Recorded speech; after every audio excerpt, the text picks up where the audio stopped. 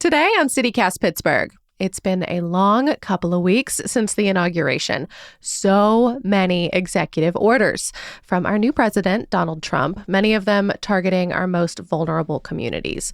If you are looking for ways to support your neighbors, or maybe you need support yourself, we are here with a guest who's got some great ideas about where to plug in here in Pittsburgh.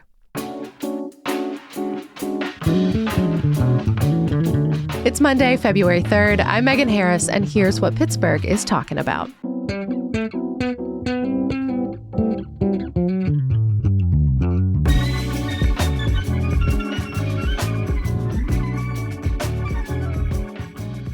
I'm with socially conscious journalist and KDKA radio weekend host, Natalie Bencavanga. Natalie, thank you so much for joining us. Oh, thanks so much for having me. I mean, how are you doing with the last couple of weeks? So I refused to watch his inauguration. I just didn't need to see that again. But I did plug in after he was inaugurated and we started seeing the flurry of executive orders coming through and coming across his desk. And I have to say, what concerns me most of all about what we're seeing is the fact that his administration is better funded and better organized than the first time around. And I remember telling my listeners on the radio and community members that the first time was a dress rehearsal. They were kind of setting the stage for what he could do this second round. And now we're starting to feel the weight of the reality of a second term of Donald Trump. So these orders, which we should say are not laws, but they can have the effect of them. Mm-hmm. It's been really wide-ranging, saying the U.S. is only going to recognize two sexes, banning trans people from the military, ending gender-affirming care for minors, expanding immigration detention, changing the name of the Gulf of Mexico. This is just a fraction of the number of changes that we've seen. They told us what they were going to do, which is why so many of us were standing together saying, hey, guys, Project 2025 is going to be implemented. And these are the things, these executive orders are exactly right out of the playbook.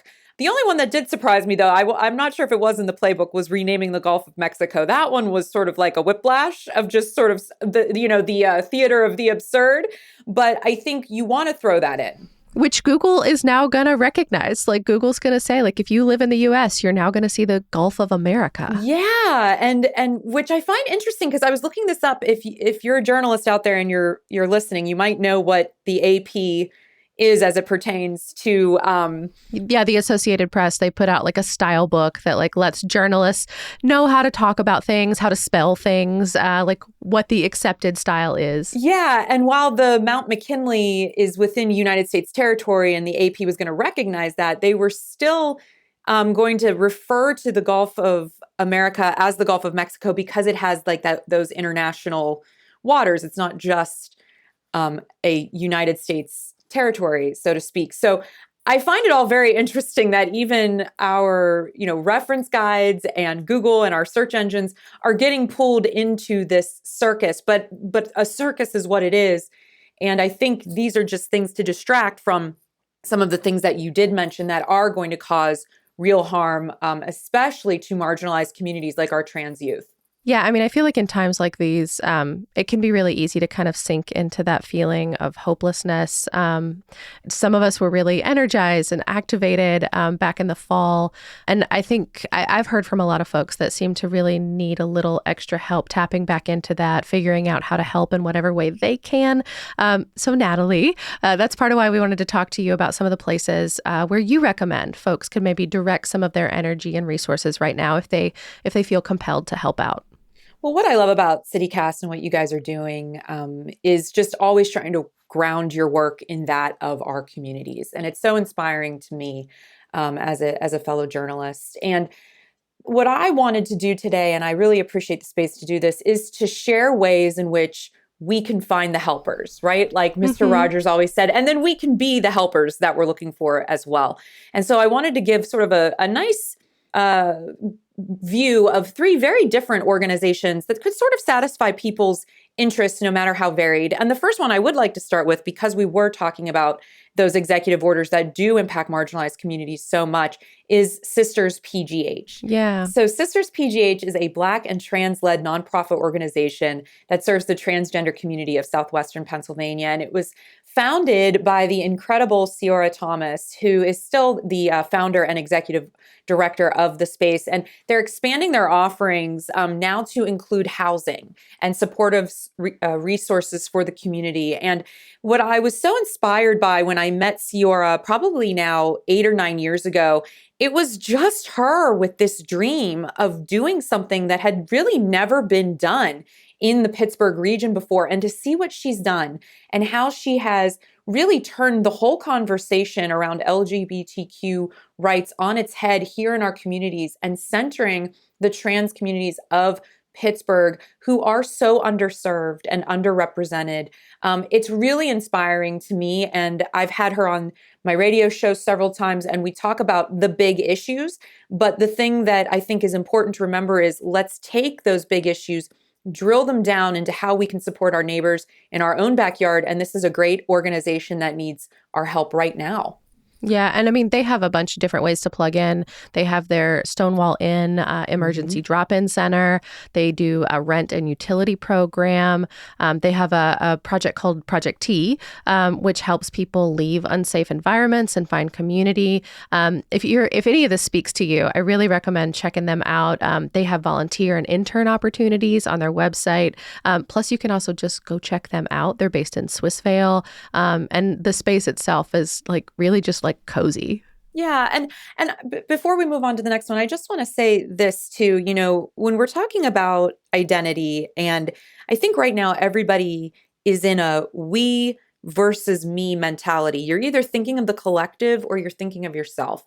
And when people say something like, well, I'm not a part of that community, so why should I care?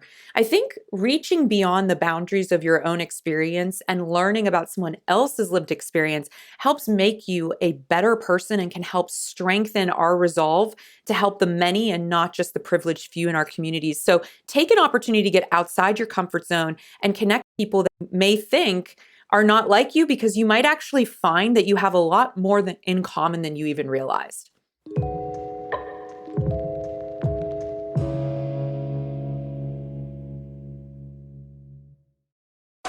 Isso não é um lançamento de notebook.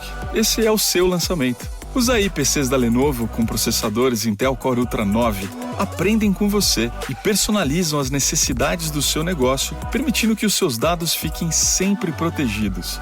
Essa é uma das várias soluções para ajudar você a ser mais você. Saiba mais em www.lenovo.com/IA para você.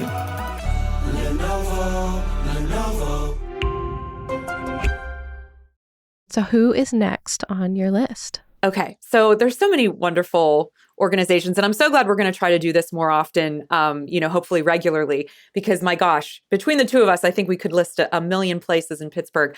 But the next one I wanted to touch on was Frack Tracker. And the reason I wanted to touch on this is because in the flurry of the federal spending freeze that they were trying to institute, this was an organization here in Pittsburgh that would have been hit really, really hard by budget cuts. And what I love about Frack Tracker was that it was a homegrown Pittsburgh project, and it's now it was originally developed to investigate health concerns and data gaps surrounding Western PA fracking. And we know that fracking is a huge issue that impacts our health personally and that of our environment. We heard all about it during the election cycle. That's all anybody talked about, right? Pennsylvania. It was like one of the issues. But now, as a nonprofit, the Frack Tracker Alliance supports groups across the United States addressing pressing extraction-related concerns with a lens towards health effects and exposure risks on communities from the oil and gas development. And I've had the leaders from this organization on my show many, many times, and I'm always completely just taken aback by the amount of information that they share. If anybody wants to learn anything about fracking or its impacts, please check out this organization and support their work, because when you actually realize what is happening and the impact that it's having in our community, you're going to say to yourself, why wasn't fracking banned 30 years ago? And it's really fascinating. Because it makes a tremendous amount of money for Yes. Pennsylvania and other states. I mean, I do know the answer to that question. Yeah, for certain people, it makes a lot of money. Yep, definitely. I feel like fracking is like one of those words that here in Western Pennsylvania we hear all the time. Is there anything that you feel like you've learned from them that maybe you didn't know? Yes, just how much fracking happens, and having these maps and these data points and tracking all the spaces and recognizing that outside of the city of Pittsburgh, there is fracking happening all around us. And what people maybe don't understand is the chemicals that are released into the air, into the water because of fracking, they don't just stay in their little neighborhoods. They end up all over our waterways. They end up in our air, and they're causing so many health problems. And I've interviewed people that live right near fracking sites that are dealing with really debilitating health issues now, as are their children. And it's very, very scary to think of how little regulation is around this industry and how much more we could be doing to push back. But I really think, Megan, what it is, it's just a lack of awareness by our communities. And that's, of course, done on purpose, because the fracking industry doesn't really want us to know what's going on or where. And I think this is important to keep in mind too, just as we think about like how this kind of stuff tends to affect us locally. Like, gosh, as recently as 2 or 3 years ago now, like for a minute, it was up for debate whether we might allow fracking in county parks, which would have been a big change, I think. Like, these are large swaths of land, but land that everybody kind of shares. Now, I think 2022, Allegheny County Council did ban that, first county in the state to do so. But still, it's come up, and it's come up very, very recently. Yeah, and I think it's important too, your voting power is power. So when you're looking at people who are running for elected office, no matter the party, where do they stand on this issue? And I will say this, I get a lot of pushback when I do segments on this on the radio, and I get a lot of people that call in and they get very upset with me because they think I love that you take callers. Like, that's a higher calling, I think. I don't do it every time, but sometimes if I'm feeling especially masochistic, I'll take a caller. But one guy called in and he said, "Why do you hate the Pennsylvania economy so much? Why are you so against people having jobs?" And I think one of the things that the fracking industry has done really, really well, and the oil and gas as a larger industry, has pitted against the idea of it's either jobs or we protect the environment. And there's no reason for these two things to be pitted against each other. We can move forward with clean energy jobs. We just have to decide collectively that that's the direction we want to go in. And I cleaned it up from what he said to me. Yeah, one of those other declarations from Trump we should mention was also declaring a national energy emergency, which, I mean, there's been lots of reporting that kind of describe that as like a gift to fossil fuel firms. Of course, yes. So who else, Natalie, bring us home. What else is on your list for right now? Well, one of the issues that I've become deeply involved with is that of immigration. And what I love about the Next organization is really its roots. It was founded, this is Casa San Jose, and in 2013, the Sisters of St. Joseph of Baden opened a resource center for Latinos, and they named it Casa San Jose, which is the House of St. Joseph. And this is such an important organization. It's a whole resource space for the Latin communities of Pittsburgh. And what I love about it is just the variety of services that are offered, right? So weekly clinics, food pantries, summer camps, community meetings, know your rights sessions, so much more. And they're actually based in Beachview, and they're going to be working on a big community center that should be breaking ground soon. So it's really exciting to see how this became such an important fixture of Pittsburgh. And I love the work that they do, in particular with our undocumented friends and neighbors as well to help them navigate things, especially as we see the presence of ICE ramping up in our communities. Yeah, and I mean, we should say, like, as of this recording, at least the city is still saying that they are not aware of any ICE activity in city limits. But I've seen a lot of reports that suggest they are at least definitely close, if not in the city. Yes. WPXI reported, too, that 30 local businesses have closed their doors just to try to protect their employees.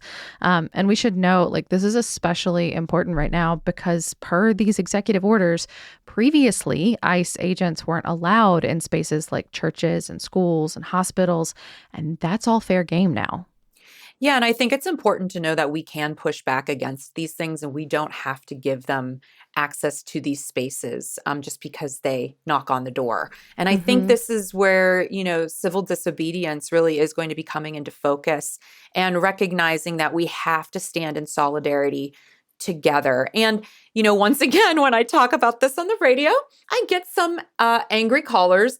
But my whole take on this is, if we want to stop sort of this flood of undocumented workers into our communities, then let's work on improving and streamlining the process to become a citizen so it's not so difficult for people to gain entry into the United States who are here to work and build lives and be a part of their community. Because these are people paying taxes and paying into our services and not receiving anything in return. And I can't imagine, I have friends whose family members are a part of these communities, and the idea of going home and not knowing if your mom is going to be there, I can't imagine what that would feel like. So once again, I just ask people, step outside your comfort zone and maybe be a part of something that could expand your mind into what it would be like to be in someone else's shoes. Yeah. And with Casa San Jose, they're really looking for donations right now for their bond fund. Yes. That's how they get people out of immigration detention. They've even held immigration hearings in their office. The executive director, Monica Ruiz, has talked to us on this show about it's a small space, Natalie, yes. Like just helping with like bringing up the computers and making sure that folks can talk to judges to get through that complicated immigration process because our region no longer provides space for it. So it's fallen on Casa San Jose. And of course, they have stepped up.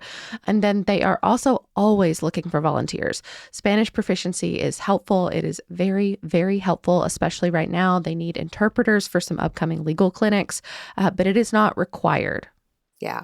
And so these are just a snapshot of 3 very different types of organizations doing incredibly important work in our communities. So whether you want to get involved with, the trans community, whether you want to get involved with environmental rights or with our immigrant friends and neighbors, there's a little something, I think, for everyone here. Absolutely. And if you're looking for more inspiration, we're building a list. It's on our website at pittsburgh.citycast.fm. It includes all of these organizations plus a few more. If you're listening to this and you work with somebody that could absolutely use an extra megaphone right now, please get in touch. You can always reach us, pittsburgh@citycast.fm. And you can also hit us on Instagram. We're at CityCastPGH. We do not post very much, but we are always checking our DMs. And you can also reach Natalie, too. Natalie, how can folks find you? Oh, too many ways to find me. You can just check out. You do have a very Googleable name. I do. You can check out my website at www.nataliebensavenga.com. You can also check me out on Instagram, TikTok, LinkedIn, Facebook at Natalie Bensavenga. And I just started a Substack because I thought it'd be fun to lose my mind in a different way. So you can check out my new Facts Over Fear newsletter at Natalie Bensavenga over there. But I just want to thank you guys so much for creating space. I think these are the kinds of conversations that are going to keep us all connected and moving forward in a way that we can actually do something to improve the quality of life for the people right here in our own backyards. And hopefully that will trickle out into the rest of the world. Yeah, it's the one trickle down effect that we believe in very strongly. The only one. Natalie, thank you as always. Thank you. That's all for today here on CityCast Pittsburgh. If you're liking the show, you can find so much more, all of our episodes, anything that's ever been in our Hey Pittsburgh newsletter, all on our website. It's pittsburgh.citycast.fm. We will be back tomorrow morning with more news from around the city. Talk to you soon.